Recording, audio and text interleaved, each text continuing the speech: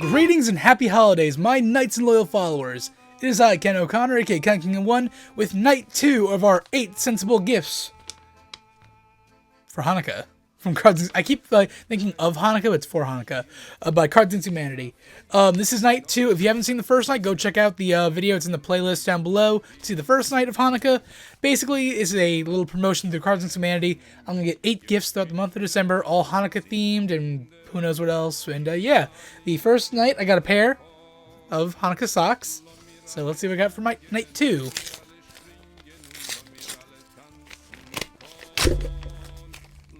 As I destroy the letter. Oh, I really destroyed the letter. Crap. Alright, what do we got here?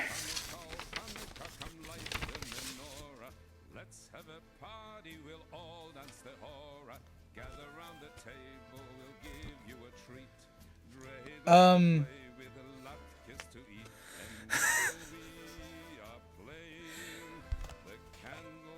got a pair of socks again, but this one has 2 candles lit on it.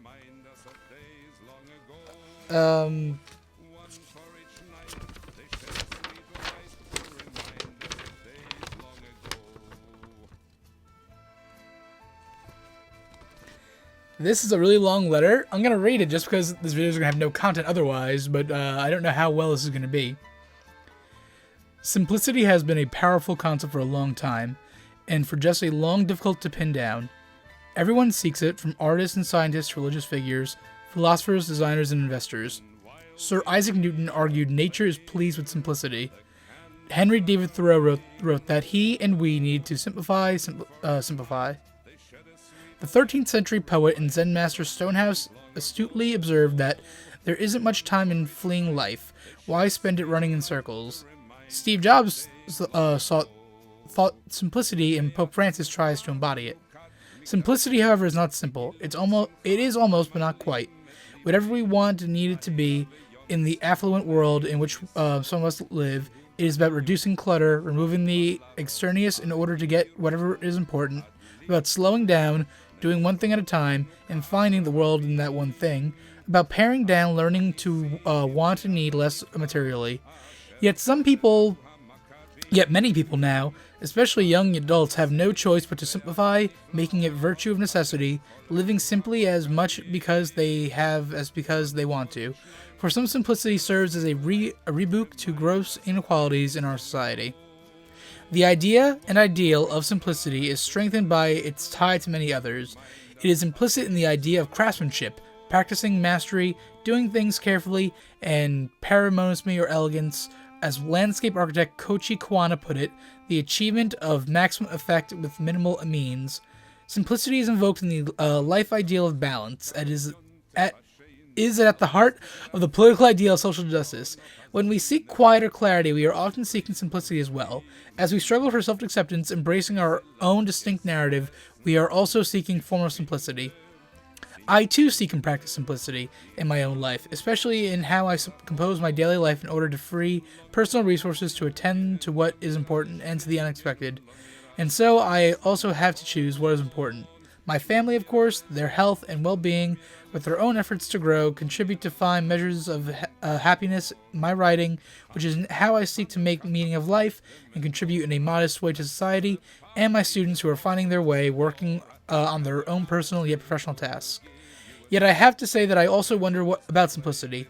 I believe it is important to embrace complexity and ambiguity as a part of life. I worry that simplicity is a luxury of those who can afford to simplify.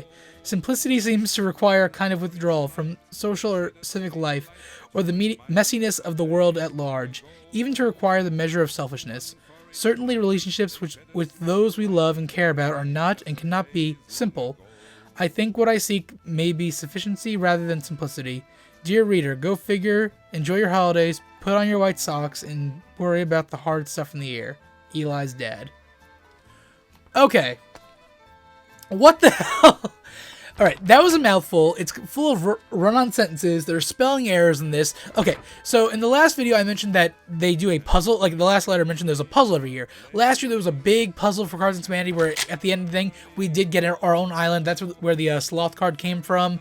So I'm reading this. There's probably some structure in the way the letters are laid out. Like if I line this up, there's probably a code to the letter here. Because the way that was written, like... They said simplifying simplicity like 35 times, like just over and over again. That was a mouthful to read. And really, it came down to just try to simplify life. And here are your socks. Let's rip these off. You can never have too many socks. Mahatma Gandhi. I doubt he said that, but if he did, then that's funny. Okay, so our second gift for these 8 sensible gifts are another pair of socks. The only difference between these ones and the last ones, I'll show you. The first ones had 1 candle lit. These have 2. If all 8 gifts are nothing but socks, I wouldn't put it past them. That's all I'm saying. Alright guys, thank you for watching. I hope you enjoyed this video. This is not going how I expected already. But yeah, thank you all for watching. Until the next gift, I've been Ken O'Connor, aka King01. See you guys next time.